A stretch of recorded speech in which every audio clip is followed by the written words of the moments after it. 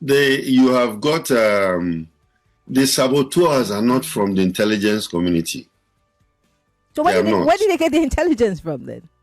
No. The intelligence is being generated, by for instance, I'll give you an example now. The DSS. DSS will generate intelligence. Usually they gather the information. It's information gathering. Because information and intelligence are not the same thing. Many people make a mistake there. Now, they will gather information either from their sources, from their agents, or from even their officers who go out, or from open sources. They gather this information, and then, of course, they go through what we call collating, which is like manufacturing the intelligence, because with this information you get, then you will now analyze it until the final product is an intelligence. Okay, and that intelligence is now disseminated. So you find out that they will do that. That is their job. Now, when they release it, those people that have it might either play it lackadaisically. When intelligence is being given out, it is classified as top secret, especially if it involves national security. It is classified as top secret. Now, if the person receiving it is lackadaisical about it, he throws it around, he does not work on it, or he leaks it, because intelligence can be leaked out. Intelligence are very, very expensive. The enemy will pay top dollars for intelligence. And that's why you have double agents, you have saboteurs, you have all kinds of people. Remember, President Goodluck Jonathan said it, that there are Boko Haram sympathizers in his cabinet.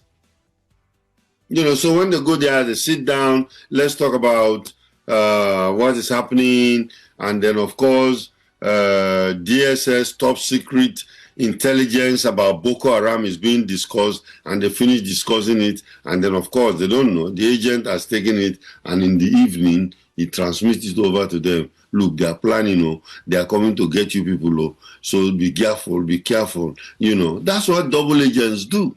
And that happens all the time. It is not just because of Nigeria. It happens in Russia, it happens in America, it happens UK, everywhere. Okay? So these are the things. And then the ability of that country's intelligence agencies to counter that measure is what, we call counterintelligence. Let me just reel out some statistics. Between 2015 and 2023, Nigeria allocated about over 11 trillion naira to defense and security. Yet, insecurity has worsened. The question that every single person keeps asking is, where's the money going? Because we have seen not once, not twice, security officials, army officials, the young guys who are in the front lines, of course, fighting, complaining about how inferior their weapons are compared to that of the terrorist, complaining about poor remuneration, the fact that look at what they eat. I mean, how are these people supposed to be encouraged to fight on behalf of their beloved country? And I'm not making excuses for them, but where's the money going? Because the whole money around security is shrouded in so much secrecy. And so we can't even ask the questions. Well, you've gone so far back. Let's talk about recent things. When we look at the defense budget between 2023, 2023, it was 2.98 trillion naira. That's 2023. By 2025, it was 4.91 trillion. That's a remarked increase the defense budget. Now, at the same time, you find out that there are some military officers that have been arrested. There's a general who is in jail right now. He was court-martialed because some of the monies. Now, let's start from the beginning. Budgetary allocation.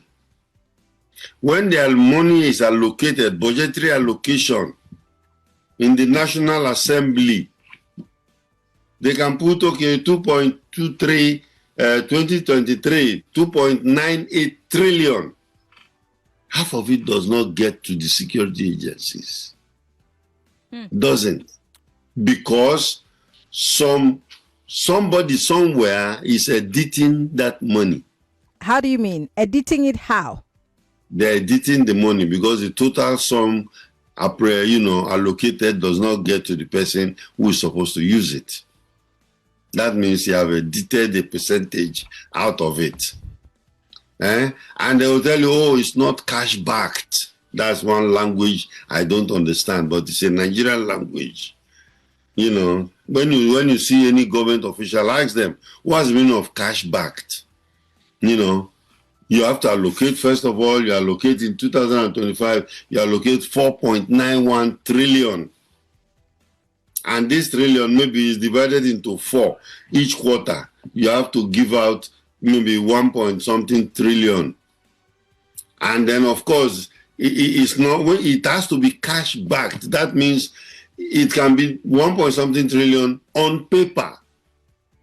But there is no 1.3 million in central bank that is kept for this problem. So it's not cash backed. And when it is cash back, or before it gets cash back, some people are busy looking at the money. How many is coming to? You see, that corruption that is so endemic, and when it gets all the way down to the security agencies or the military, for instance, you find out that the money is not enough. Okay, they want to buy drones, for instance. A Predator drone, one is about $10 million. One. And then, of course, those are Predator drones. The other type of drones you can get for 5 million, 2 million, and stuff like that. Now, how many? When the money that has come to you, remember, you are just having 1 point something trillion for a quarter, January to, that first quarter there. Now, convert it to dollars because we don't produce our own. Mm-hmm. And when you convert it to dollar, it is very, very small. You have to pay salaries. You have to pay, send food to the people at the war front. You have to do all kinds of things. In fact, you have to pay pension. And then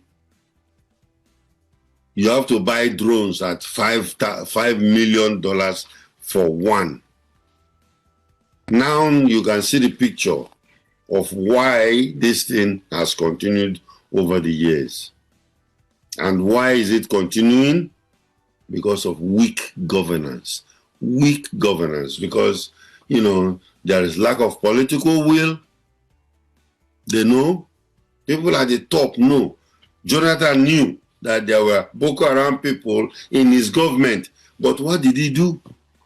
He just said it, and there are Boko Haram people in his government. Oh, okay, that's really bad. This and that. And that dies down. They didn't take any action. They would have taken some action and say, look, this guy is fired, or this guy is being prosecuted because he believes in Boko Haram, or he's a Boko Haram sympathizer. And then let the noise continue. But nothing is done. And that's where you have political will coming into play.